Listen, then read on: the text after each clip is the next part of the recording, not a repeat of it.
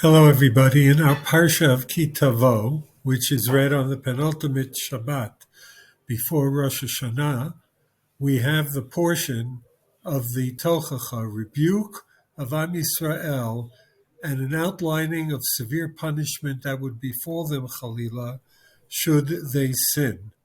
This is, of course, an apt preparation for the Yamim Noraim.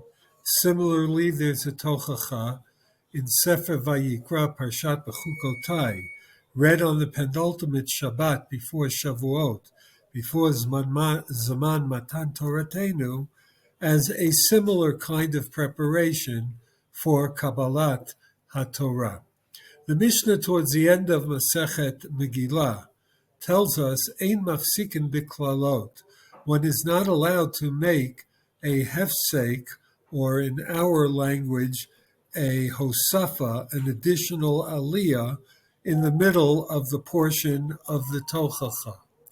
However, the Gemara qualifies this and says we're speaking in the Mishnah of the tochacha in Vayikra. However, the tochacha of Sefer Dvarim, Parshat Ki Tavo, there you could have an additional aliyah. What's the difference between them? So the Gemara tells us, the tochacha in Vayikra halalu bilashon rabim amurot. The curses are put in the plural form. Umoshe mipi hagavura amaran. Moshe Rabbeinu speaks in the first person in God's name. I will punish you with such and such, as if HaKadosh Baruch Hu is speaking directly to Am Yisrael. Whereas in Devarim, in Ki Tavo, the curses are put in the singular, and Moshe doesn't speak as if it's God speaking, but Moshe speaks in his own name. On the surface, it seems quite understandable why we would be more inclined to have fear of the Tochacha in Vayikra, and therefore not to interrupt with an additional Hosafa if it's as if God himself is speaking, whereas in Devarim, you can do a Hosafa. It's Moshe speaking, so to speak, in his own name. But what do we care whether the klalot, the curses, are in the singular or whether they are in the plural? There is a sefer that was authored by Rabbi Yehuda Leib Ginsburg, who was a Rav in Denver in the 1900s. He died, I believe, in 1946, and the sefer is called Yalkut Yehuda. And he brings an answer based on the Gra in Aderet Eliyahu in Parshat Nitzavim. The Gra holds that when we speak in the plural regarding Am Yisrael, it's speaking about each and every individual.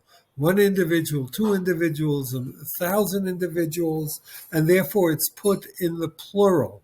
When one speaks in the singular regarding Am Yisrael, then we are speaking of the nation as a whole, as one entity, and as one body. In that fashion, we can understand the psukim from Tehillim that we recite as part of Hallel between Yomar Na Yisrael Kili Olam Chasto, as opposed to Yomru Na Beit Aharon or Yomru Na Yirei Hashem. Yomar Na Beit Yisrael is speaking of Am Yisrael. Yomar Na Beit Yisrael in the singular is speaking of Am Yisrael as one singular collective entity, whereas Yomru Na Beit Aharon and Yomru Na Yirei Hashem in the plural speaks of individuals, perhaps many, one Shevet of Levi, perhaps many Yirei Hashem, but not Am Yisrael as a singular entity. And therefore we have as follows.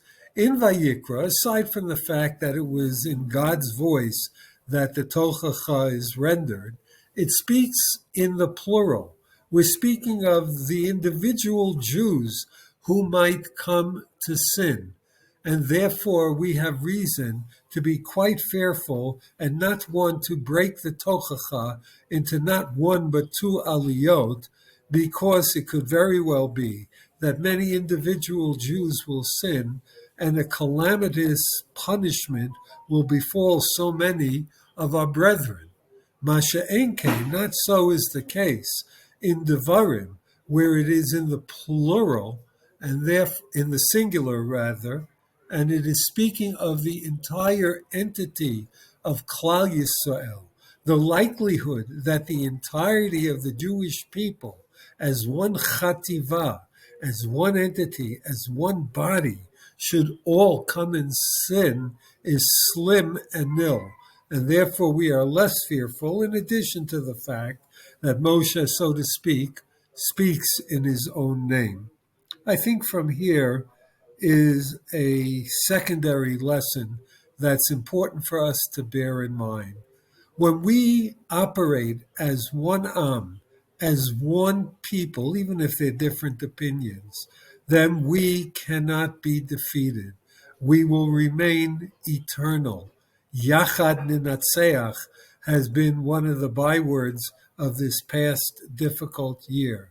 When Am Yisrael shows unity and acts as one, it is highly unlikely that they would ever, chas v'shalom, falter. Ken Yehi Ratzon for us in the coming year. Let us come together, ki ish echad b'lev echad, and may we, in fact, see as a collective nation the ultimate geula b'mheira b'yameinu. Shabbat shalom.